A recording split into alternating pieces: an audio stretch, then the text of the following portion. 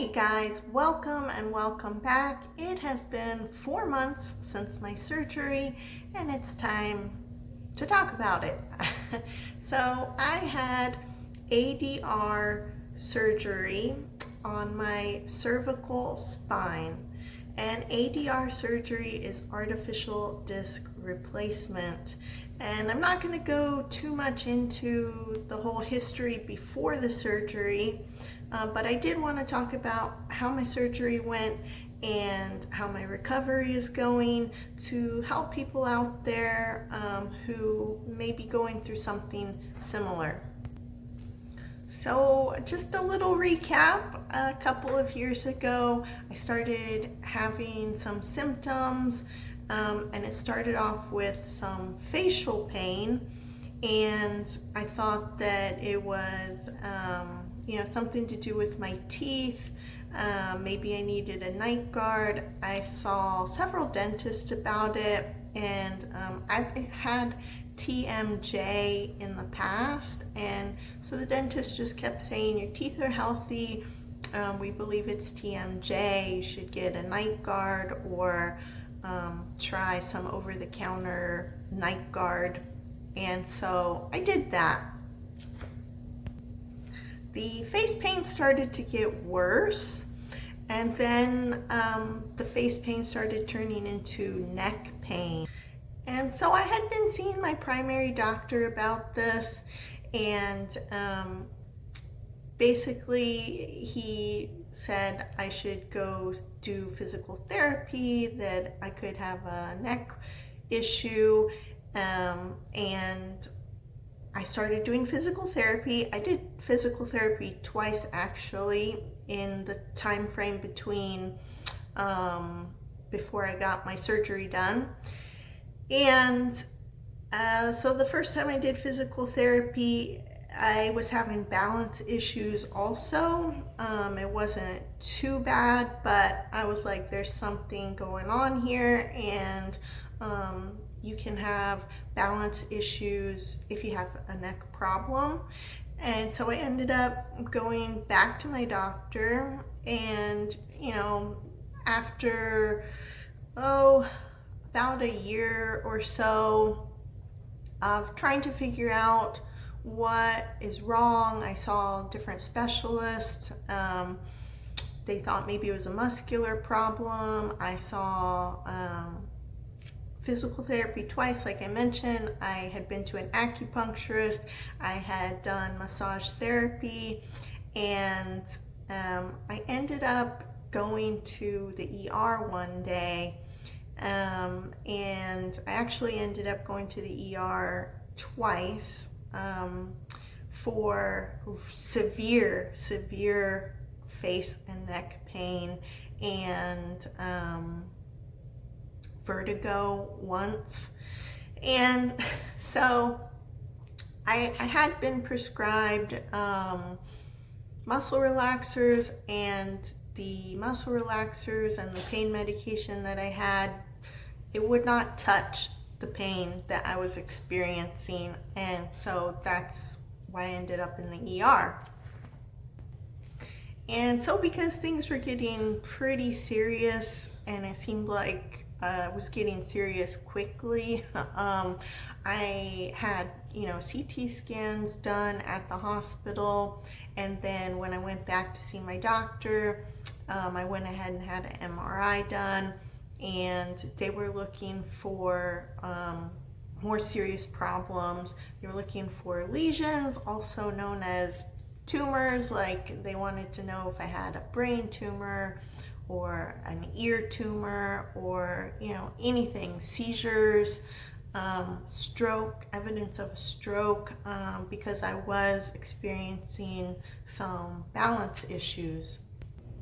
So after getting x-rays and CTs and an MRI done, my doctor referred me to go see an orthopedic surgeon, because I did have severe stenosis, and that's something that I had to talk to a surgeon about. And so I went to see an orthopedic surgeon. And so This was not the first time that I've had surgery, but for whatever reason, I do get kind of nervous talking to surgeons.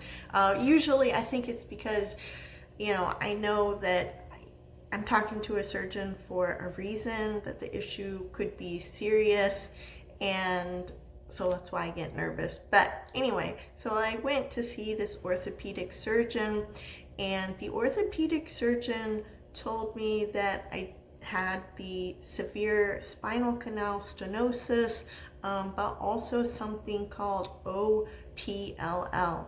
So that is ossification of the posterior longitudinal ligament. I know that's a mouthful, but he said that this was a genetic disease often found in people with Asian ancestry, or who are Asian, and from what I understand, it is kind of like the disease called DISH, and it is a degenerative disease of the spine. And so he said I needed to have surgery as soon as possible. And this was actually right around Christmas time. And it was very difficult to get that news. And he said that they, realistically probably weren't going to see me until after the holidays. But he wanted to schedule me for surgery in January. So January of 2026 this year. But after listening to everything that he told me, I asked him, well, how urgent is this really? And do I have time to talk to another surgeon? Because I said I would like to get a second opinion before, going right into surgery.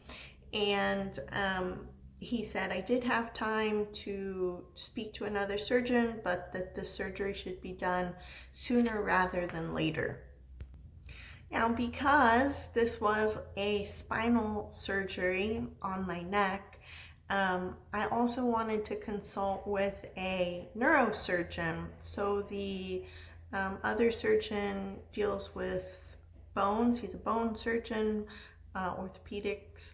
But I wanted to talk to somebody involved with nerves because the pain that I had been experiencing was so great that I just kept thinking this has to be a nerve issue, and if I'm going to have somebody work on my spine, I really was leaning more towards neurosurgeon, but of course orthopedic surgeons, they also have experience working with, nerves and things of that nature. So I went ahead and I looked for some neurosurgeons to speak with. Not only did I speak with one neurosurgeon, I spoke with 3 neurosurgeons, and I spoke to 2 of them twice before I had my surgery. And all of the neurosurgeons that I spoke with, they all said the same thing to me. They said, you have a compressed nerve, a pinched nerve, you have a bulging disc, and you have cervical canal stenosis, and you also have bone calcifications or bone spurs. And all of these things, all of them were on the C5 level of my cervical vertebrae. So it was between C5 and C6, I believe, was the bulging disc, and then also the spinal canal stenosis, and everything was on that C5 vertebrae. And so all of the neurosurgeons told me the same thing, that surgery is necessary.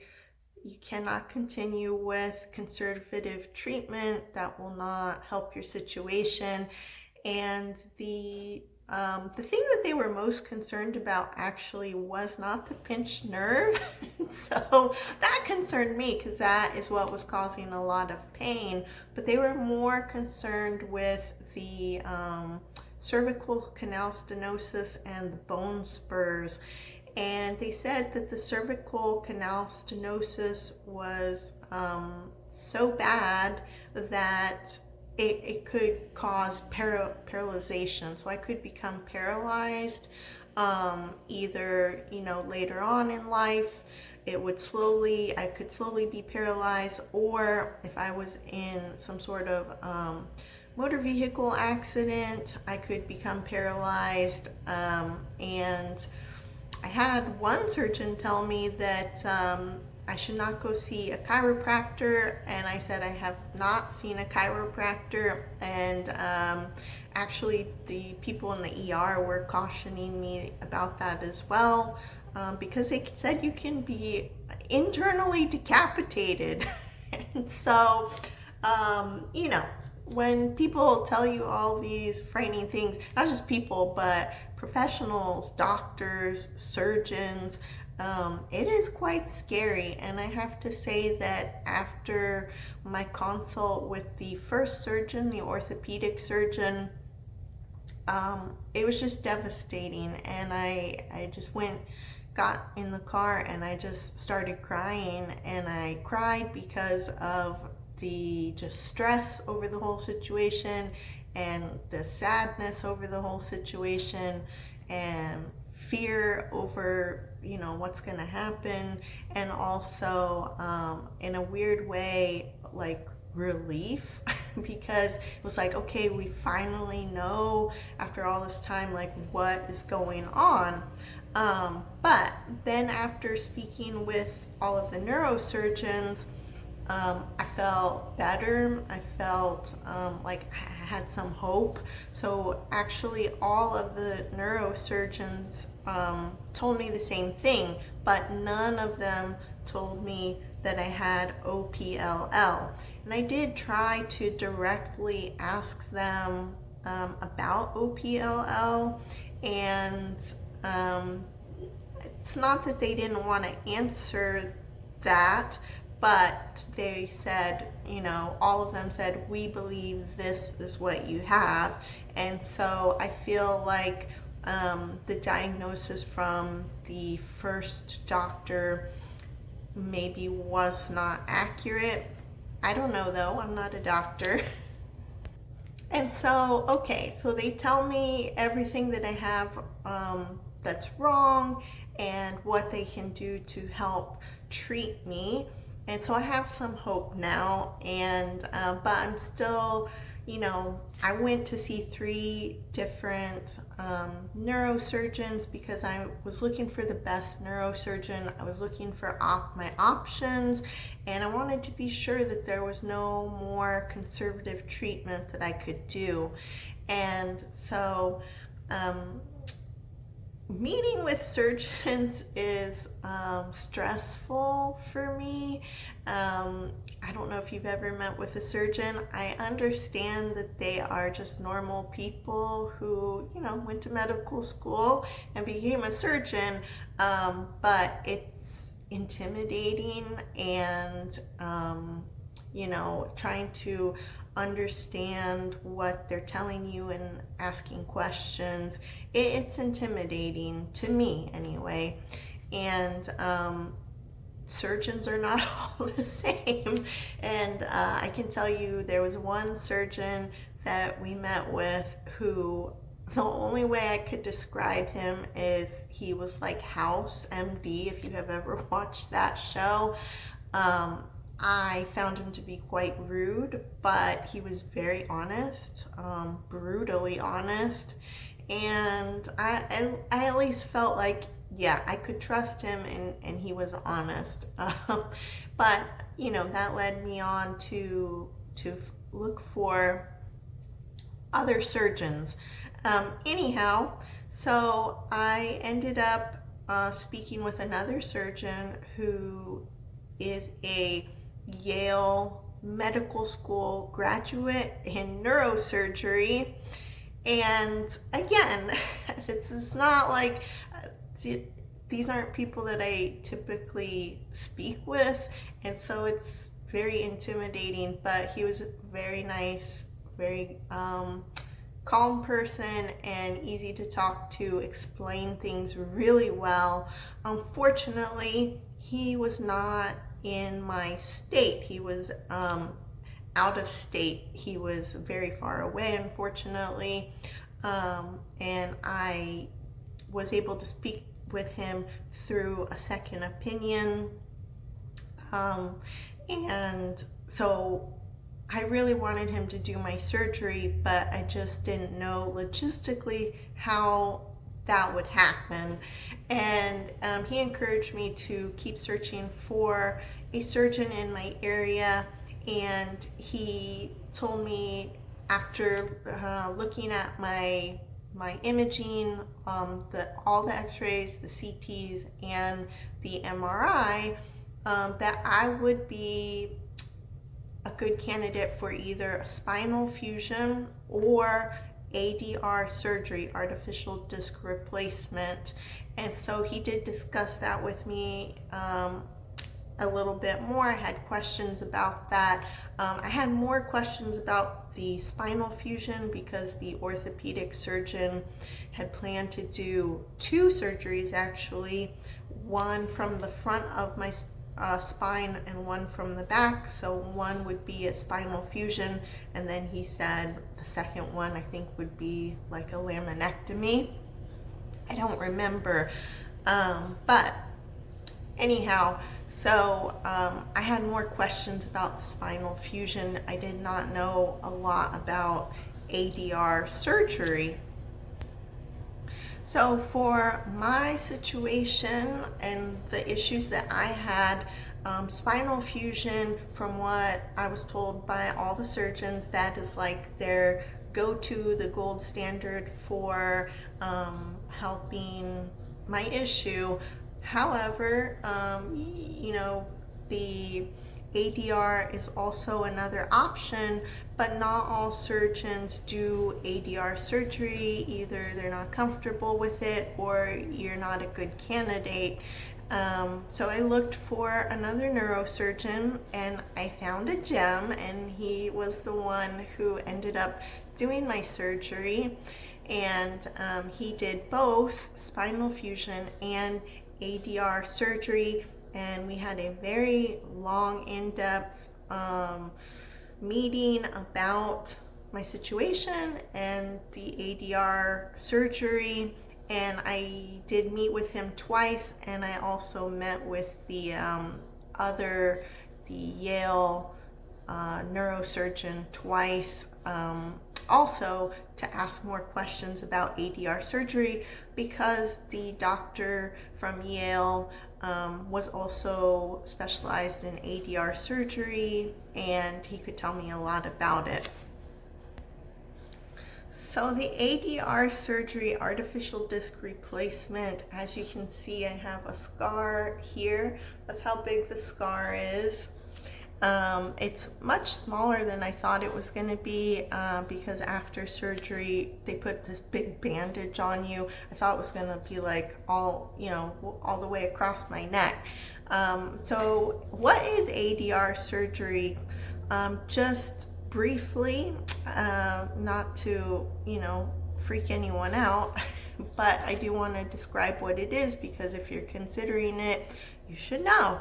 So basically, they go in through the front of your neck. They have to push aside your organs in your neck and some muscles to gain access to your spinal cord and your vertebrae and your spinal canal, and then they do the surgery. And what they do is they're going to remove vertebral disc and then put in an implant. And so the implant that I had was the Mobi C, and from what I understand, this has been the implant that's been used most widely and for the longest time. So this is a newer technology, but it has been around like 30 or 40 years, especially the MoBC. And you do want to find a surgeon who specializes in this and has a lot of experience with this. My surgeon does, and that is something that was stressed to me by the Yale doctor and also the doctor who did my surgery, because he said he has fixed problems for patients who did not have good surgical outcomes for cervical spinal surgery. And my doctor recommended, the surgeon who did my surgery, he did recommend that I could do either one. It was my choice. I could do the spinal fusion or I could do the ADR surgery, but I was really leaning towards ADR surgery because it preserves the motion in your neck. And my surgeon said that I was a good candidate for this because I had no spinal instability. It was really more all the issues that I mentioned, the bone spurs, the cervical stenosis, the bulging disc, and the pinched nerve. And so he said that having the surgery done would decompress the nerve and of course help with the bulging disc, and also he would go in and clear out the bone spurs and widen the cervical canal. And so once they got the ball rolling, then I had my pre-op appointment, and I had to do a class actually about what was expected of me to do prior to having surgery, and they talked about recovery and what would happen in recovery. And the hospital that I went to took surgery very, very seriously. I have had surgery one other time in the past, but this time when I did surgery, they gave me a special soap, and I think it's called chlorhexidine, and I had to wash my whole body with this soap for a week prior to surgery and then on the day of surgery, just to eliminate as much germs and bacteria as I could before going into surgery and going into the surgical suite. And so they did take it very seriously. So I had surgery done in March, and now it is summertime. It's been 4 months. How am I doing? Well, as you can see, I'm doing pretty good. I would say that the surgery was successful. I had my 3-month follow-up with my neurosurgeon. At the 3-month follow-up, he said everything with the artificial disc looked great. The imaging looked great, and he didn't really need to see me anymore. His job was done. And even though the surgery went well and I'm able to move my neck and I have good range of motion, I do have some symptoms after surgery that I wanted to discuss, and I am still currently experiencing symptoms after surgery. So right after surgery, I did stay in the hospital. I stayed in the hospital for 2 days, if I remember correctly. I was a little out of it. And then I came home, and the first month was a little bit rough. Not too bad. That first week is difficult, just trying to get up, get out of bed, not because of pain. Interestingly, I felt pretty good after surgery in regards to pain. Of course, they gave me pain medicine and all this other stuff. And for me, the most important thing was staying on top of the pain medicine. I already knew that from prior surgery. And so because of that, I really wasn't not in a lot of pain, but it was just hard getting up out of bed and walking around, because your head, it really helps you know where you are in space, and it helps you walk. And so that was a bit difficult, but I tried to get up out of bed as much as I could, walk around 10 minutes at a time, sit in a chair, not just like lay in bed. I do have a reclining bed, and so some people I've heard, are more comfortable sleeping in a recliner. I also purchased a wedge, so you can get like 45-degree angle wedge, and so I would lay on that as well. If I was going to watch TV in my bedroom, on the bed, or sometimes I would fall asleep on the wedge, but that wasn't always so comfortable. But overall, the recovery has been really good. As far as symptoms, as I mentioned, maybe about a month after surgery, I started getting really bad aching pains in both of my forearms, but especially in my right arm. So it was always my right side that was affected prior to surgery. They told me I had radiculopathy, so the radiculopathy came to my shoulder, so I was having that nerve pain down into my shoulder, about right there. And but like I said, after surgery, it was strange that I was having more pain in my arms, so my forearms, the lower part of my arm, and not so much in my neck or in the upper shoulder area or in my face. So the good thing is the face pain had subsided. And so I was told that this is normal and your nerves are coming back on board, they're regenerating, they're healing. So that's to be expected, and that oftentimes happens to people in the 4th to 6th week after surgery. But then around week 6, 7, I started getting swelling. I thought I noticed swelling in my arm all the way down to my hand, and my fingers would get swollen, and I started noticing that I couldn't open things like I used to. I thought that I was experiencing some hand weakness, and I was getting like aching pain in my thumb. And so I brought that up to my neurosurgeon. I had not seen my primary doctor yet, but my neurosurgeon, he would check me out. He would say, yeah, I think you're doing okay. And so he wasn't that concerned with it. He said a lot of times these symptoms are normal when your nerves are healing.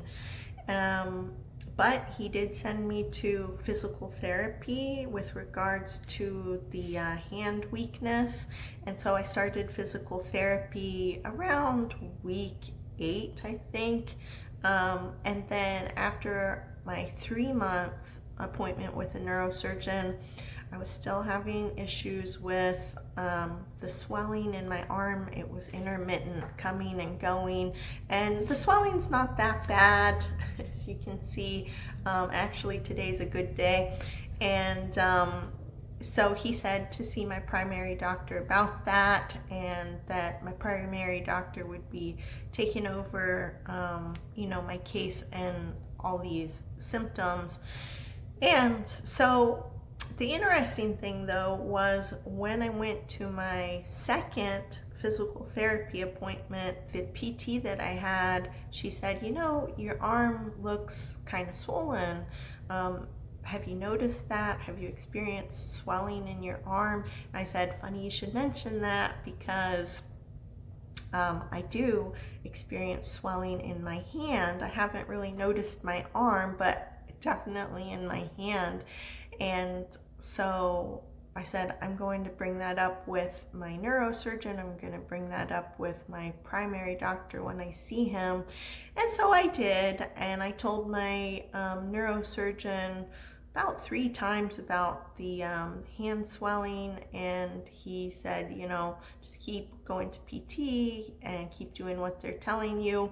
And when I saw my primary doctor, he checked me out and he said, well, PT is a good place for you to be, but he did say that the swelling in the hand and the arm could be caused from some lymphatic swelling, lymphedema, and sometimes patients experience lymphedema after having surgery, and it is more common to happen with patients who have any type of neck or shoulder surgery because there's lots of lymph nodes and lymphatic ducts in the shoulder and neck area, and they can get irritated by nerves, or the nerves can get irritated, and then that can irritate the lymph nodes, and then causes lymphedema. things don't flow very well. And so I'm lucky that the lymphedema is not hurting me, so it's not painful necessarily. Sometimes it's a little bit bothersome, like achy, or it feels tight, my hand feels tight. And that is something that I discussed with my physical therapist team and my doctor and my neurosurgeon. And so what I ended up doing, so my primary doctor has now referred me to a lymphedema clinic, and so they're going to be helping me, and they will probably give me a pressure garment or something like that, and do some sort of arm massage to help with the lymph. And so, but what I ended up doing was I bought these gloves online, and I don't want to show the name, but they are compression gloves, and they have fingerless ones, and they also have ones with fingers, so that is what I got. And so I wear these to help with the lymphedema or swelling in my hand. And to help with the hand weakness, I do some I have done hand exercises at physical therapy. They have me using putty and things of that nature, and so I do have like a little putty thing that I use to help with my grip strength. So was it worth it? I do have people ask me that, either because they're going to be going in for a surgery, maybe it's not a spinal surgery, but they wonder, how am I doing after surgery? And for me, I think yes, it was worth it, just because of my specific situation, what my doctors told me, that my issue would progressively get worse. And so for me, yeah, it was worth it long term, I believe. I am glad that I went ahead and I did the ADR surgery. I do feel like my recovery has been easy. Not easy, but good. Where I was worried if I had a spinal fusion, I'll have more pain, and the recovery would be a little bit harder. But I can't say for sure because that's not what I had done. And I know that there are people on YouTube who talk about their spinal fusion surgery. Not many, but there are some, and they did great. And so that's part of the reason that I'm putting my video out here too, so just so you guys can see like what it's like. Now I'm not going to say that I don't have any pain. I still do have some neck pain, and I have had a couple of flare-ups with face pain as well. But I have some different issues going on. I don't think it's just, that it was a spinal issue. I do have other issues going on, and so, just working with my team of doctors and specialists to try to resolve that and see like if how much we can get resolved. But as far as the nerve pain, that has gone away. So I would get nerve pain as well down the back of my head and into my shoulder blade. And when I tell you pain, like, it's severe. Severe pain, and that is gone. So that has been resolved. So now, whether you get fusion surgery done or artificial disc replacement surgery, it can take up to a year, is what they told me, for the nerves to heal and to, feel better. But a lot of times around the 3-month mark, people are, back to their normal self. They feel really good. I'm still not quite there yet, but I'm hopeful, and I'm hoping that by getting this lymphedema issue worked on, that's gonna help even more. And so that is it. I hope that this video helps you if you are going through surgery, especially ADR surgery or some sort of spinal surgery. Just a few more things that may be helpful tips for you. Have everything ready for yourself. When you get back from the hospital, have your room set up with all the things that you need, also things that comfort you. Have that ready at hand. Make sure you stay on top of your medication, pain meds, also any type of food that you may need. That was a big thing. I will mention this. So right after I got home from the hospital, the eating was difficult, and even just drinking water, that was so difficult. It was interesting. In the hospital, I stayed for 2 nights and no problem drinking water. Eating was a little bit difficult in the hospital, and swallowing was a little bit difficult, but in the hospital they make sure to give you food that you are able to swallow easily. Jello, when you get home, Jello is your best friend. That was like the best thing to eat, the best thing. And swallowing was difficult for the first week or 2. I also had trouble talking. The neurosurgeon said my voice was froggy sounding, but not too bad. But I did have trouble talking. I would get tired of talking quickly. It would literally make me tired. And so, yeah, just have a lot of soft foods on hand and liquids. Definitely, the first week, liquids, smoothies, soup, things like that. Reclining was good when I needed to sleep or rest. Some people like recliners. We don't have a recliner, but like I said, I bought a wedge, and we have a reclining bed. Shower chair for the shower. Make sure everything is at eye level for you if you're gonna wash your hair and stuff. And my massage therapist, later on when I was having trouble with the arm pain, she recommended an ice sleeve. So I don't have that, but what I would do is ice my arms just with an ice pack. And that is something that the neurosurgeon's office did recommend, just laying in the hospital, laying ice packs on your arms if you're experiencing arm pain. Super helpful. And that's it. That's all I can think of. So if you have any questions, feel free to ask, and hopefully I could answer for you.